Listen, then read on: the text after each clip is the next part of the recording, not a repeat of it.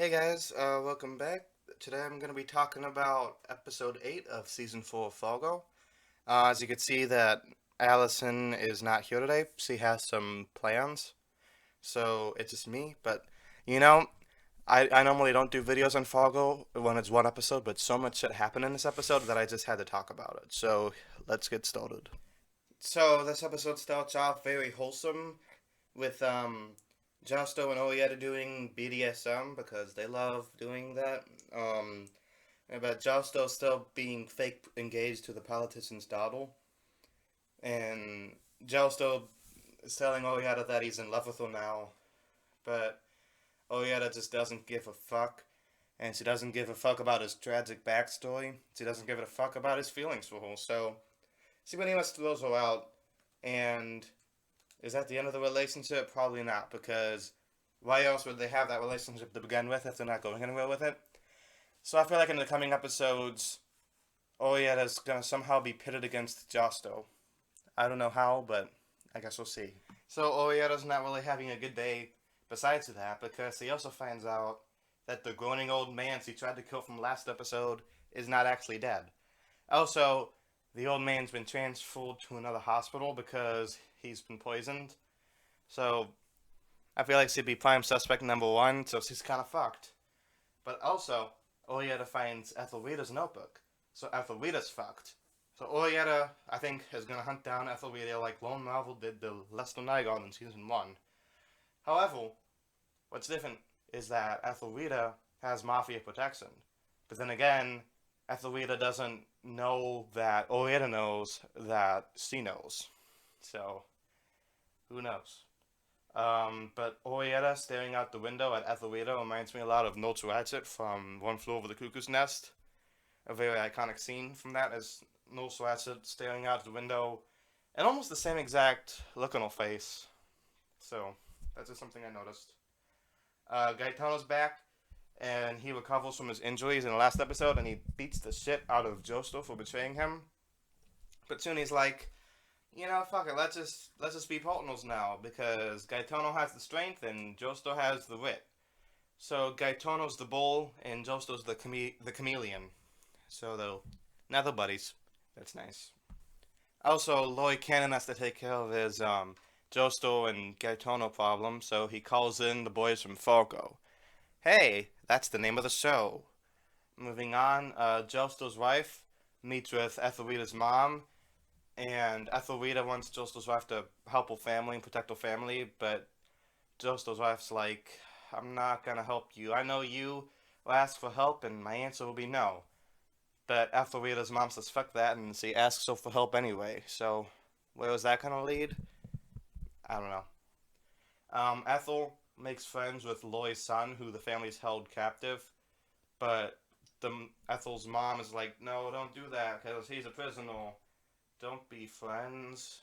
So I guess that's gonna lead somewhere. Maybe it would lead to a pact between Ethelreda and Lloyd Cannon himself because he's gonna be friends with his son. Who son I still think is Mike Milligan. I don't know. I like that Timothy Olyphant and Chris Rock finally get to share a scene one on one. So Olyphant calls Lloyd Cannon on his bullshit, kind of how Lloyd Cannon pretends to be like this big old classy family man and a preacher, but he's actually a mafia leader. And Olymphat's like, I know you're a mafia leader because you're willing to trade your own son. So you're kind of a piece of shit. Um, and Chris Rock thinks that Timothy Olyphant and I guess the rest of the Mormon people, he says, you're pretty unfriendly actually, but it's the way you're unfriendly, like you're doing me a favor. Now, when I watched this, I was like, whoa, whoa, whoa, whoa, whoa. Whoa, guys. The Lloyd Cannon quote is the exact same as the Mike Milligan quote, which makes me think that's more evidence that Lloyd Cannon's his father, and Mike loaned the quote from Lloyd. Like, there's something going on. Like, Mike Milligan is either his nephew or his son. I don't know. So meanwhile, Ethelreda's aunt and her cowgirl are set to leave for Sioux Falls, but Olyphant and the cops come to arrest them. And before that happens, the cowgirl sees the ghost, and she sees dead people. Now, I think this means that it's foreshadowing her own death. But I noticed that since we got a close-up of him this time, he looks a bit like the Irish mobster. Is that who he is? Is he supposed to be the ghost? Because Joestar himself compared the Irish mobster to the devil. So just when you think that they're gonna get arrested, they pull a chain from Community Paintball episode and both pull out machine guns, and they pretty much like wipe out the entire police group. And they kill every single one of them except for Limpfant. And then the OCD cop turns up because he was hiding in a car the whole time, and we find out that he's a double agent. And out of nowhere, he shoots Timothy Limpfant, that sick bastard, and the cowgirl. But I don't really care about her. But Ethelreda's aunt escapes, so I guess he's gonna plot a revenge. But first of all, like I said, fuck that OCD cop. He's a spineless piece of shit. He can't be a real cop because to do that he'd have to have guts. But he's a coward, so he just sides with the mob for protection. I hate this guy. And plus I love Timothy Olyphant. At least he's still alive in The Mandalorian.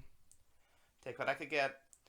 But anyway, I'm kind of wondering like who he works for. I'm assuming it's Loy, because Loy has every reason to want to kill the cowgirl and Ethelreda's aunt, because they've been plotting against Loy from the beginning. So Loy told the OCD cop to kill Olyphant and the girls. Did he do it for Olyphant, or was it just the girls? That's what I mean. Was it his plan so extremely convenient that they were able to kill every single one of those cops without getting killed? How was that? How did he know that was going to happen? That's just what I'm wondering. Was he just relying on them to kill all the cops? I don't know. That sounds convenient.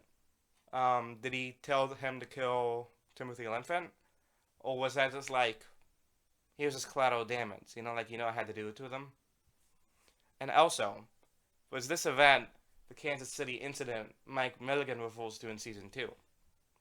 Because remember, guys, in season 2 he was like, "This is Kansas City all over again," when he's talking about the massacre at the motel. With the aliens and shit. Which makes me think that like that scene was pretty similar to this season full scene. So that's probably what he's talking about. And what was similar also is in season 1, Lou Solverson was like, "That's just like that time in Sioux Falls." And then in Sioux Falls, Mike Milligan's like, "It's just at that time in Kansas City."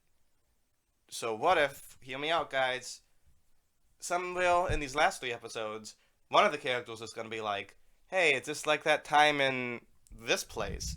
And the next season's going to be taking place in like the 30s or some shit. And we're going to find out what happened there. It seems like this like ongoing loop. True Detective season 3 style. I don't know, guys. So just when you think that's the climax of the episode, we get another big like shootout, and we get another sick Fargo montage with Gaetano fighting the men that Loy sent from Fargo, and pretty much all of them get killed, but some of them run away. Some people get set on fire, and then Gaetano and Joestar's mom gets shot, and I didn't even know they had a mom until like 10 seconds before she gets shot. So that kind of came out of nowhere, so I didn't really give a shit when she died. But, that just means that they're gonna take revenge on Loy, because they killed her mom. And in the words of AJ Soprano, that means there's no more fucking Ziti. So, yeah, that's pretty much it. I have some other observations I'd like to say. First off, the cinematography has been great this season. Like I said, with the montage between the brothers and Loy's Fargo people. And the whole, like, train station scene was very excellently directed. The pacing was much better on this episode. It felt like the speed of 2 episodes into one, which is why I wanted to make this review on only 1 episode to begin with. The dialogue in this episode was fantastic as well. I loved all the monologues, Timothy Olyphant, Loy Cannons, pretty much everybody. Even Olieta. They all had some good moments to shine in this. I love the percussion in this episode. It reminded me of the Rents and Numbles theme from seasons 1 and 3. And I've noticed those play a lot when Olieta shows up. So maybe that's symbolic because he's a chaotic character. So it was Wrench and Numbles, or at least Wrench. I don't know. So yeah, guys, this is probably my favorite episode so far. I'm gonna give it a B plus. From now on, I am going to do an episode a week because I feel like things are getting faster paced. So I won't have time on like if I do to talk about 2 or 3 episodes. So yeah, I'm gonna do one a week now until it ends. But you know, we only have 3 episodes left, so I like talking about Fargo as much as I can. Take every opportunity I could get.